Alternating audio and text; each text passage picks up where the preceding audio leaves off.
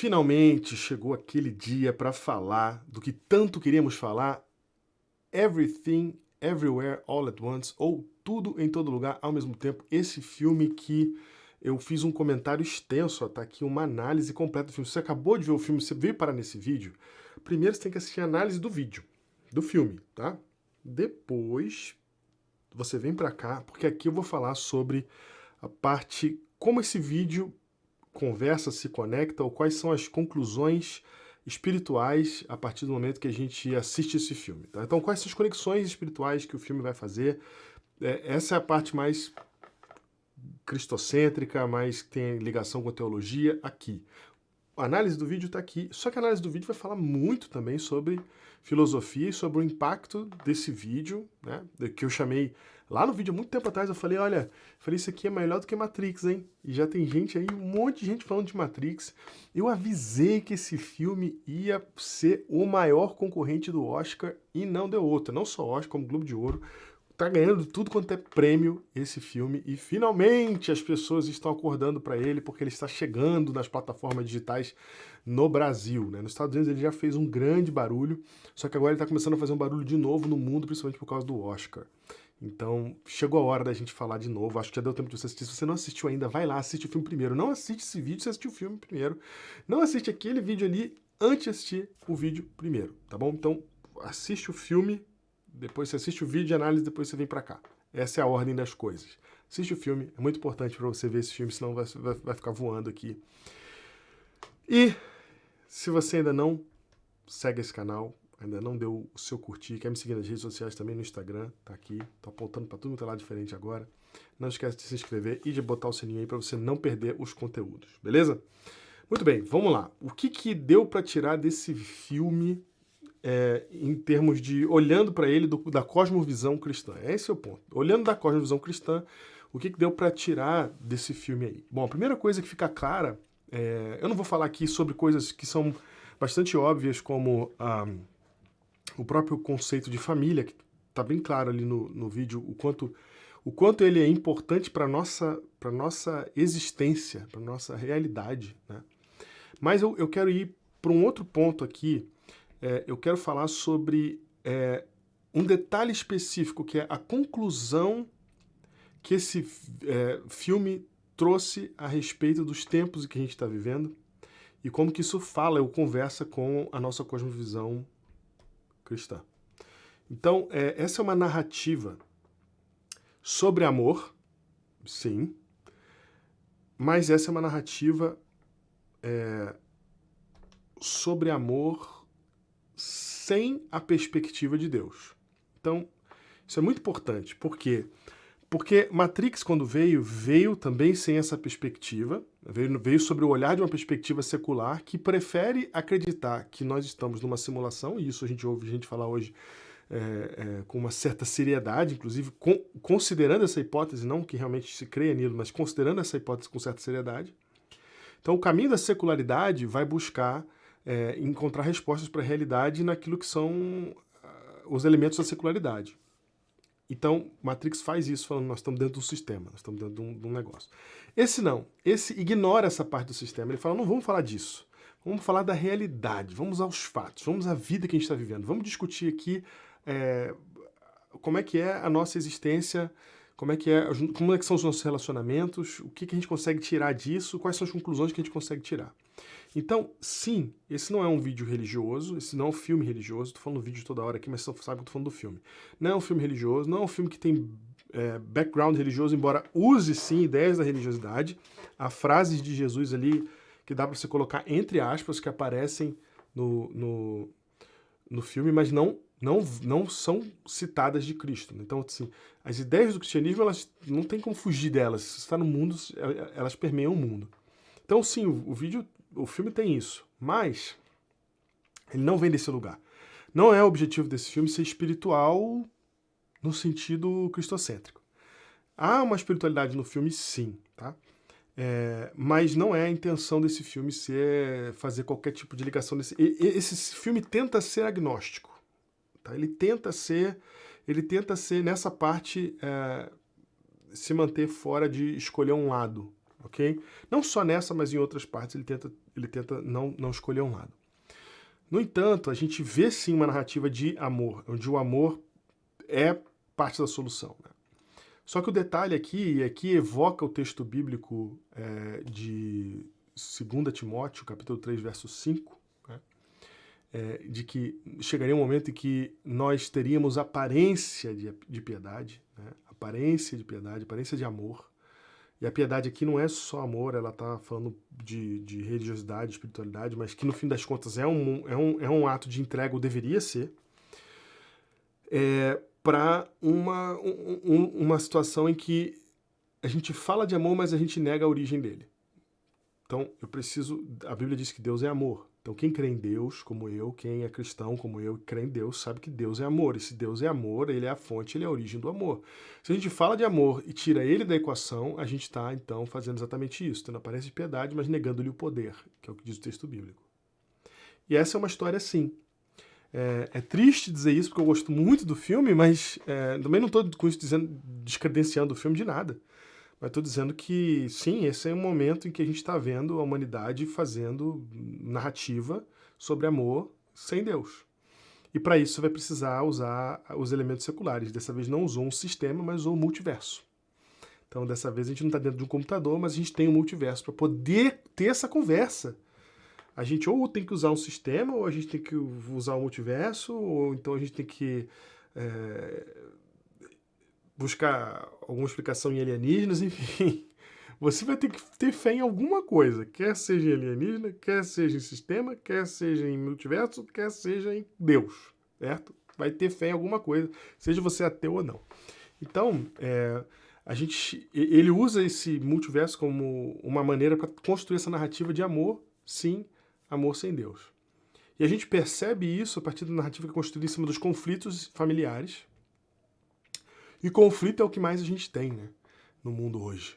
Conflito é a razão que com certeza deu origem a esse filme. A ideia foi, vamos falar dos conflitos e vamos tentar dar uma resposta a eles que faça sentido para as pessoas. E foi exatamente, esse é o grande mérito do filme, por isso ele fala com tantas pessoas. E aí quando a gente fala de conflito, aí a gente vem para um outro texto da Bíblia, que é Tiago, capítulo 4, verso 1 a 3. E nesse texto, Tiago fala assim, ó, de onde vêm as guerras e contendas entre vós? Porventura não vem disto, dos vossos deleites que nos vossos membros guerreiam?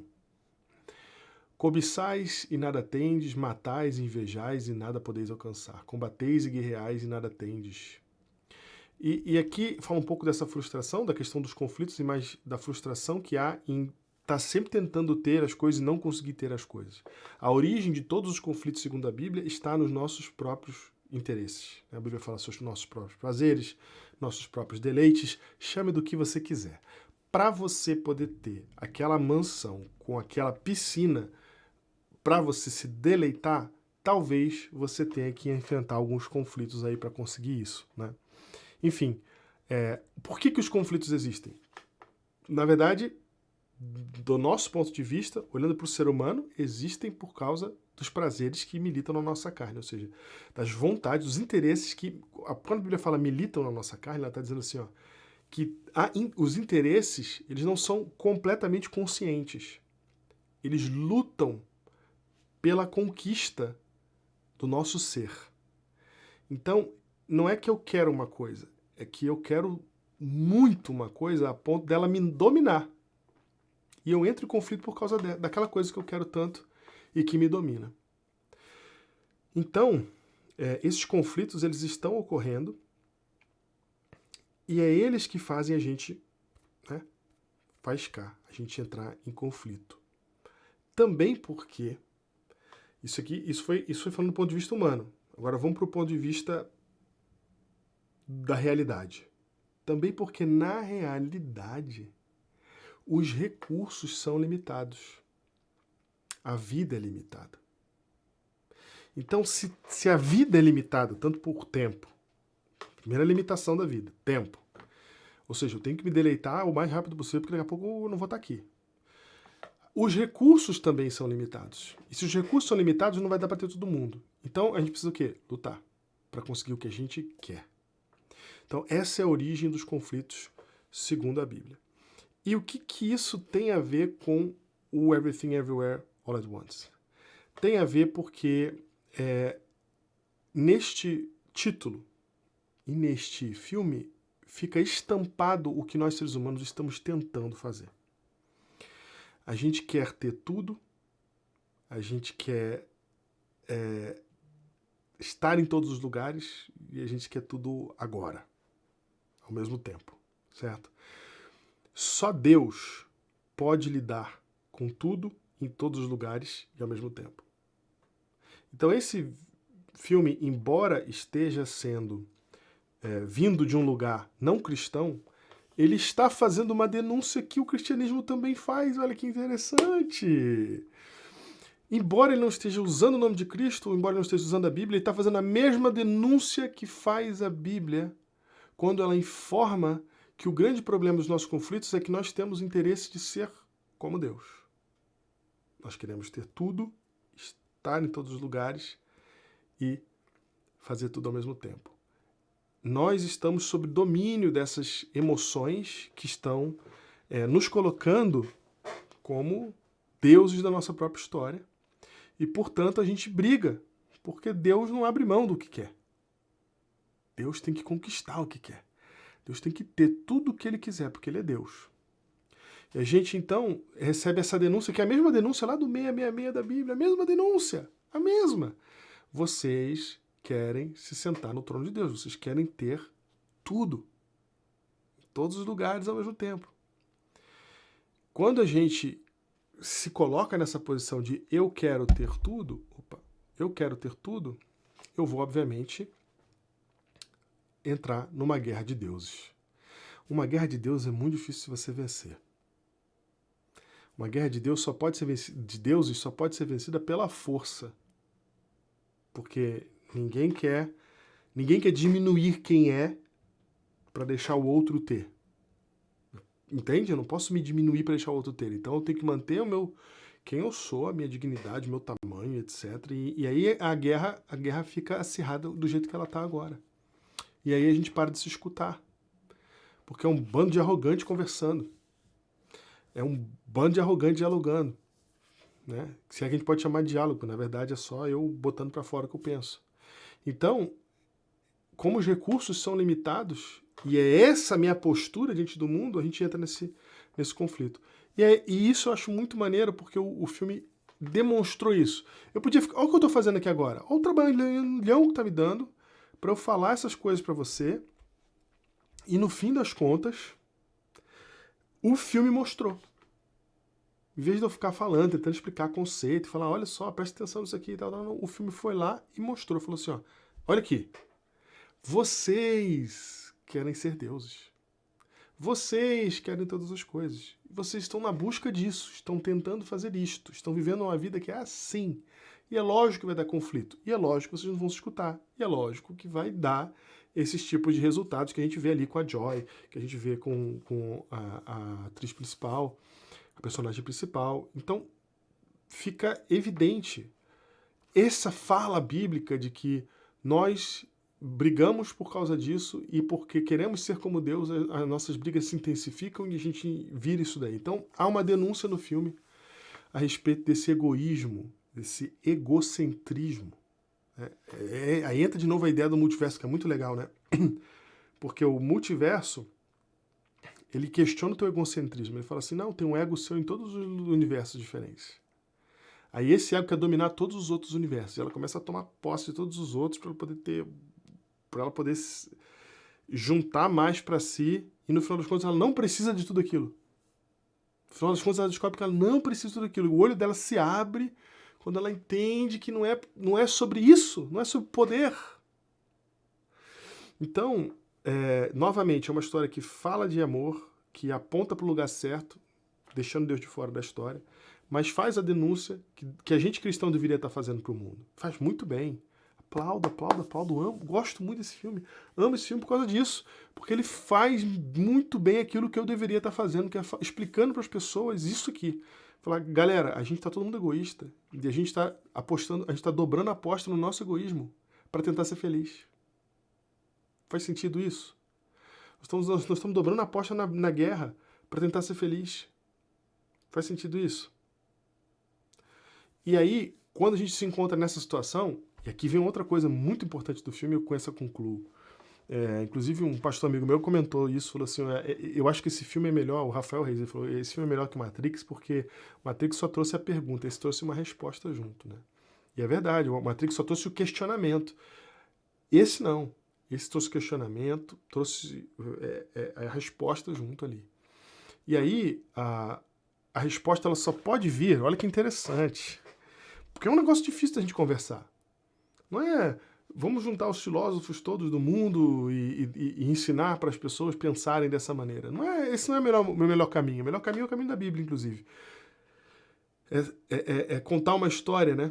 E apresentar um personagem que te inspire e que te mostre o caminho. E o personagem que te inspira e que te mostra o caminho nessa história é o Waymond. É o bobão que acaba sendo o herói da história. Sendo o bobão. Porque ele não está tentando ser um deus. Porque ele não está tentando estar em todos os lugares, fazer tudo ao mesmo tempo e ter tudo, todas as coisas. Exatamente porque ele não é assim. Porque ele está sendo atropelado pelos deuses o filme inteiro. É que chega uma hora que ele se torna um herói porque ele demonstra um caminho diferente. Essa é a hora que ele mostra o que realmente importa. Essa é a hora que ele mostra como que se diminui os conflitos. Essa é a hora que ele fala de serviço ao invés de falar de dominação e de imposição de uma vontade sobre a outra.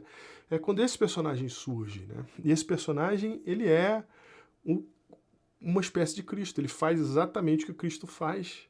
Porque quando você olha para Cristo, na história, ele é o cara que vai ser perseguido, que não vai revidar, que vai ser apedrejado, que vai ser chicoteado, que vai ser mal falado, que vai sofrer injustiça, que vai ser condenado à morte, que vai morrer.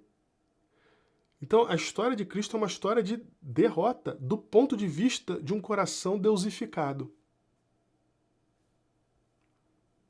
Quando a gente olha para o Waymond, a história dele é uma derrota do ponto de vista de um coração deusificado. Inventei essa palavra aqui, mas enfim, você está entendendo, né? O que o Waymond está mostrando é exatamente aquilo, o verdadeiro Waymond, né? O Waymond, o esposo dela ali, aquele do finalzinho que fala com ela ali, quando se mostra vulnerável, que ele usa a sua vulnerabilidade para iluminar. Ele usa a sua humildade para inspirar, para abrir as cabeças, para abrir os olhos dela, né? Então, é exatamente esse o caminho de Cristo. Enquanto a gente nasce para viver e para vencer, Cristo nasce para morrer. É o contrário daquilo que a gente espera, daquilo que a gente quer, daquilo que a gente busca. Enquanto a gente está indo para cá, Jesus está vindo fazendo assim. Eu estou querendo ser Deus e Deus quer ser homem. Então, a resposta do cristão para esse estado de coisas, para esse Deus que somos cada um de nós, é Cristo, o Deus que se humilhou. No filme Waymond, ele é o Cristo sem Deus, né? Ele é a forma de piedade, mas negando a Deus o poder. É o que eles conseguiram oferecer. Mas a resposta real existe, ela chama Jesus Cristo. O conto do Everything Everywhere All at Once é uma história de ficção, é um conto, mas que inconscientemente ou por outras influências que eu não consigo determinar aqui, retratou a solução que é real, porque Jesus é real. Retratou essa solução real em Jesus. E o único jeito de dar essa resposta foi imitando Cristo. Foi o único jeito. Cristo é a resposta para essa comunidade de deuses que se tornou a humanidade. E essa é uma baita denúncia. Na cara de Hollywood, na cara de quem quer que seja. Você só precisa olhar o que está acontecendo. E você nem vai conseguir transformar em palavras, como eu estou tentando fazer aqui, para poder ter entendido esse recado. Né? No fim das contas, esse não é um filme que vai evangelizar ninguém, nem essa é a intenção do filme. Mas esse é um filme que, sim, fala de algo que todos nós precisamos prestar atenção. Fala de algo que está no cerne do problema de hoje. E o fato de vir de mentes seculares só demonstra o quanto que esse problema é grande, óbvio, e está aí. Está aí para todo mundo ver. Cabe a nós, como cristãos, parar de focar nas forminhas e ficar criticando as pessoas por umas coisinhas e começar a olhar para aquilo que é realmente o cerne do problema. E se você olhar bem, você vai descobrir que nós cristãos, que deveríamos estar contando essa história, que deveríamos estar fazendo essa crítica, nós fazemos parte desta comunidade de deuses que existe hoje no mundo.